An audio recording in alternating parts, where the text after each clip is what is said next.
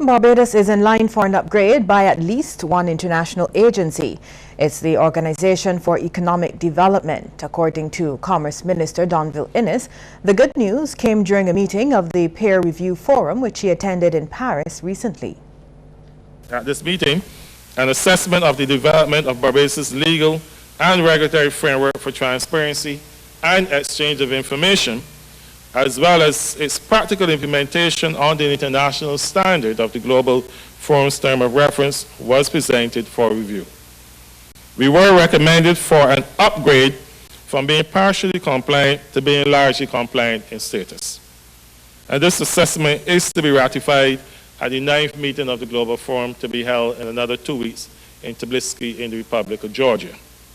So certainly, Mr. McConnell, others in Bieber, we do have a bit to celebrate as well. When others are seeking to downgrade, there's a very reputable body of 126 member countries that has recognized that we need to be upgraded in an area.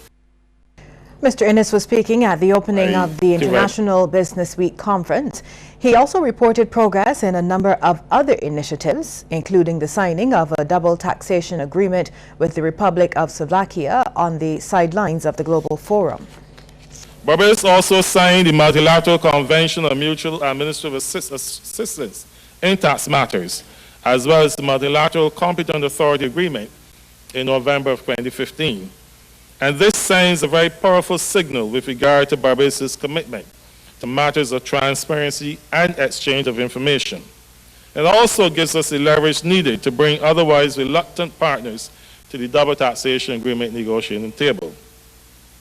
We also, in February of this year, brought into being the incorporated cell company legislation. And this legislation is particularly attractive to companies operating in such areas as international insurance, international banking, and mutual funds. And there are very few ingredients needed to create a successful business. This from Professor Dennis Kimbrough, who was the featured speaker at the annual City of Bridgetown Credit Union Limited's Winston Allen lecture held last night. Professor Kimbrough used the example of camera makers Kodak, who he said went bankrupt 2 years after creating the digital camera. Professor Kimbrough, who is also a best-selling author, says a group of people took the same technology several years later and created Instagram. The difference, he says, was what he described as a passionate, committed mind. The passionate, committed mind cannot be defeated. If the passionate, committed mind could be defeated, there'd be no Oprah Winfrey. There would be no Bob Johnson. There would be no Bill Gates. There would be no Howard Schultz of Starbucks. The passionate, committed mind cannot be defeated. Think small?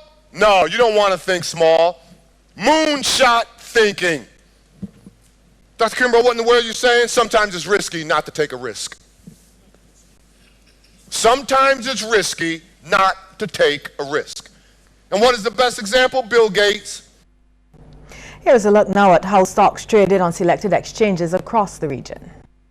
In Jamaica, 138 Student Living Jamaica Limited was the volume leader with 737 units. They were followed by National Commercial Bank Jamaica Limited and Cable and Wireless Jamaica Limited. In Trinidad, JMMB Group Limited was the volume leader there with 1,484,379 shares, and they changed hands for a value of $1,187,503.20. Next was Prestige Holdings Limited, and they were followed by National Commercial Bank Jamaica Limited. And here at home, Cable and Wireless Barbados Limited was the volume leader, trading 5,000 shares at $2.60.